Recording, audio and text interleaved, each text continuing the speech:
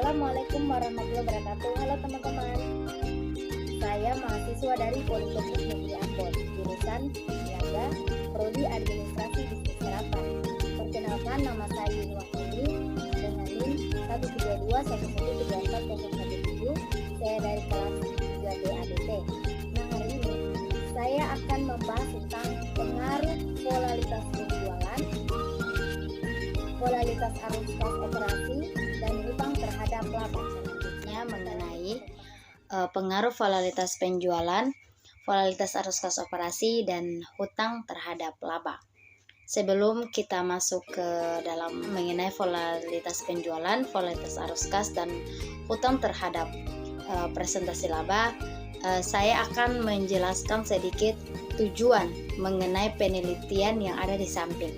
Jadi penelitian ini bertujuan untuk mengetahui pengaruh polaritas penjualan, polaritas arus kas operasi, dan hutang terhadap presentasi laba pada perusahaan sektor pertanian yang terdapat di Bursa Efek Indonesia pada periode tahun 2009 sampai 2018.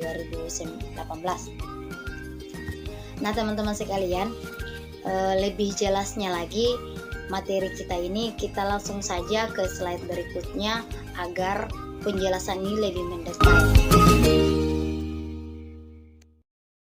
Teman-teman, sekarang kita masuk di faktor-faktor yang menyebabkan atau mempengaruhi persistensi laba. Sebelum saya menjelaskan apa saja faktor-faktornya, saya membacakan dua hasil penelitian yang dilakukan di tahun 2010 dan di tahun 2014. Di tahun 2010, Fanani menyatakan bahwa hasil penelitiannya menyatakan bahwa terjadi korelasi yang signifikan antara volatilitas penjualan dan persistensi laba. Begitu juga dengan operasi arus kas operasi. Beliau menyatakan juga terjadi korelasi yang signifikan antara arus operasi kas dengan persistensi laba. Kemudian mereka melakukan penelitian kembali di 2014 yang dilakukan oleh Sulastri. Beliau menyatakan tidak terjadi korelasi yang signifikan antara volatilitas penjualan dengan persistensi laba. Nah, dari situ kita dapat menyimpulkan bahwa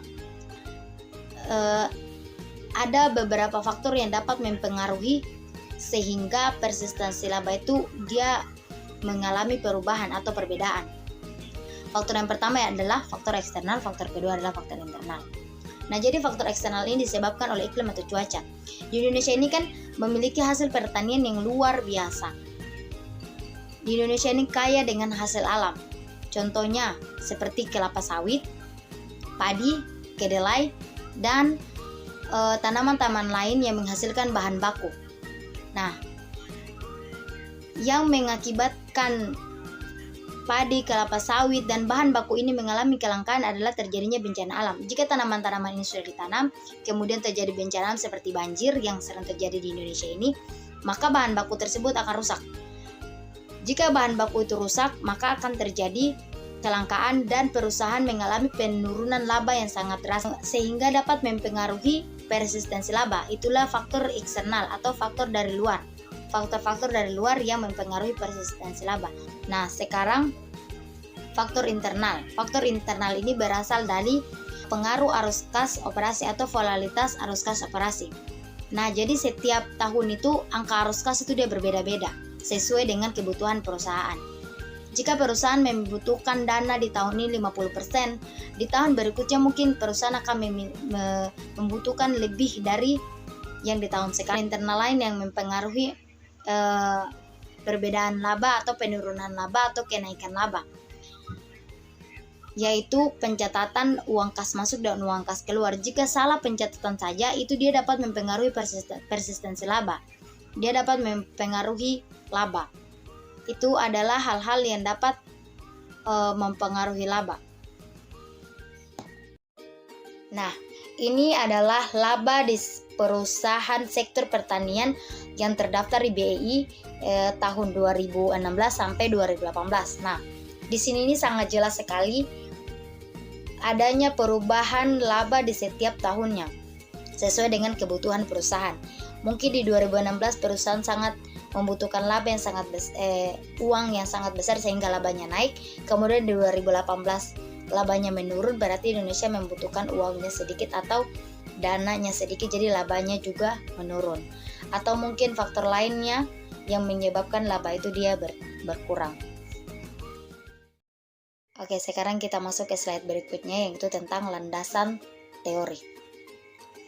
Nah, landasan teori signal ini dia merupakan unsur yang sangat penting yang dibutuhkan oleh pihak investor untuk mengetahui kondisi perusahaannya.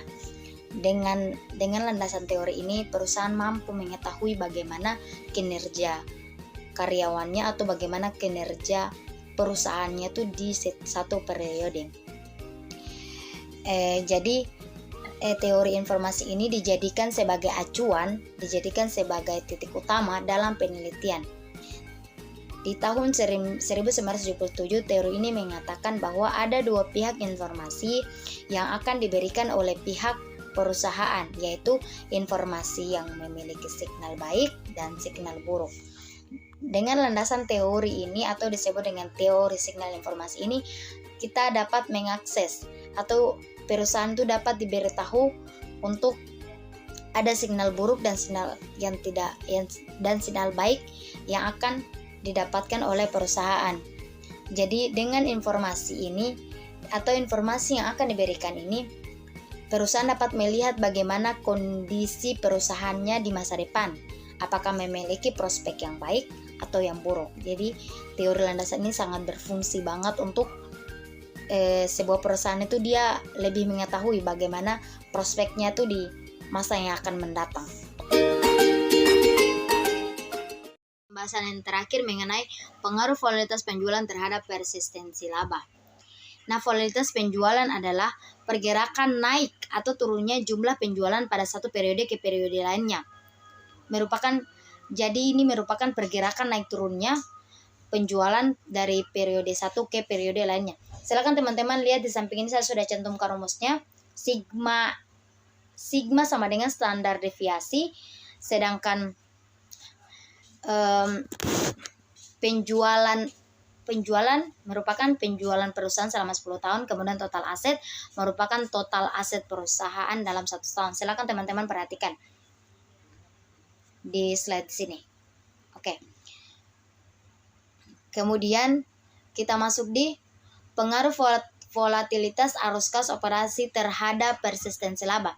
Nah, volatilitas arus kas operasi adalah perubahan yang terjadi pada nilai arus operasi di setiap periode. Volatilitas arus kas ini berguna untuk melihat laba di masa depan. Jadi volatilitas arus kas ini adalah perubahan yang terjadi pada nilai arus operasi di setiap periode. Fungsinya itu untuk melihat laba di masa yang akan datang. Jadi dengan volatilitas arus kas ini mereka dapat memprediksi di tahun berikutnya itu labanya bakal berapa, akan terjadi seperti apa. Itu yang disebut dengan volatilitas arus kas operasi. Yang di sini saya sudah cantumkan rumusnya, silakan teman-teman perhatikan. FAKO dengan CFOT itu arus kas operasi perusahaan selama tahun pengamatan, dengan total aset itu total aset perusahaan. Silakan teman-teman perhatikan dengan teliti dan seksama. Oke, selanjutnya kita masuk di hutang atau pengaruh hutang terhadap persistensi laba. Hutang merupakan suatu dana untuk aktivitas operasional maupun investasi yang dipinjamkan pihak investor. Jadi pihak investor meminjamkan dana atau memberi hutang kepada perusahaan untuk mengembangkan perusahaannya agar lebih berkembang dan meningkatkan labanya di masa-masa yang akan mendatang, dengan memiliki jangkauan waktu pembayaran tertentu.